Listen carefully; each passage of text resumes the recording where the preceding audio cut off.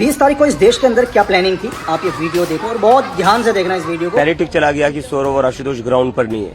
इनको जेपी नड्डा के घर पर हाउस अरेस्ट करके रखा था। इनके मोबाइल छीने गए थे। इनके पास अपने मोबाइल भी नहीं थे। वेट कर रहे हैं। कंफ्यूजन हुआ है अभिजीत दीपक के बयान से कि वो कह रहे हैं कि आप लोगों के फोन जमा करवा लिए गए थे।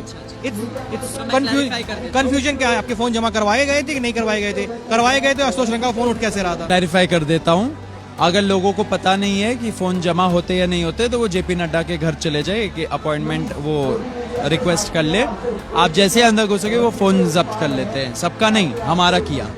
तो हमारा फोन पहले जब्त किया, फिर हमें बैठाया रखा।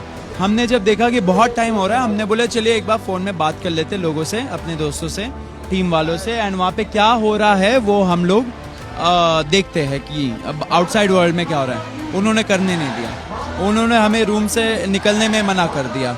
आपने पूरा का पूरा सुना। अब आपको लग रहा होगा यार इसने झूठ क्यों बोला, क्योंकि दोनों के दोनों आराम से जेपी नड्डा सर के साथ बैठे हुए हैं। ये कह रहा हाउस अरेस्ट हो गए थे, मोबाइल वगैरह कुछ नहीं, सब है। जबकि कहानी समझने की कोशिश करो यार, इन्हें पहले ही बोल दिया गया था गवर्नमेंट की तरफ से कि हम आपसे बात करेंगे। इन्होंने बात जानबूझ के स्टूडेंट्स को नहीं बताई। इन्होंने कहा कि स्टूडेंट्स को इसके बारे में नहीं पता होना चाहिए कि सरकार हमसे बात कर रही है। दूसरी चीज, इनका एक ही मकसद था कि इस पूरी भीड़ को, हजारों की जो भीड़ है, इनोसेंट बच्चे, इनको सीधे संसद भवन तक पहुंचाना। मेरी बात समझ रहे, संसद भवन तक, ताकि वहां पर जो पैरामिलिट्री फोर्सेस है वो फायर कर दे। क्या हुआ, 10-15 बच्चे मारे जाएंगे, इनोसेंट बच्चे, जो इनका मेन मकसद है यार। और इनका और इनके पीछे के लोगों का क्या फर्क पड़ता, 20-25 बच्चे मारे भी गए तो हम डाल देंगे सारा का सारा सिक्योरिटी फोर्सेस के ऊपर। और दूसरी चीज फिर क्या है, एक लीडर तो इनके बिल्कुल बैठे हुए गाड़ी में सबके सामने, पूरी वीडियोग्राफी चल रही है उसकी।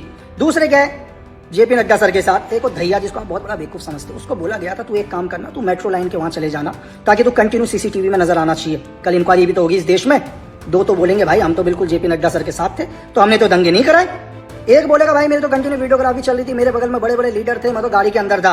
चौथा बोलेगा सर आप मेट्रो की चीजें चेक कर लो, मैं तो मेट्रो लाइन में था, मैं तो वहां गया ही नहीं। सब अपने आप को सेव करे हुए थे भाई। समझ में आ रहा है? अब तो मकसद समझो। चलो अगर अभी भी आपको लग रहा है कि नहीं, तो इस आदमी से पूछो तू अभी भी क्यों झूठ बोल रहा है यार।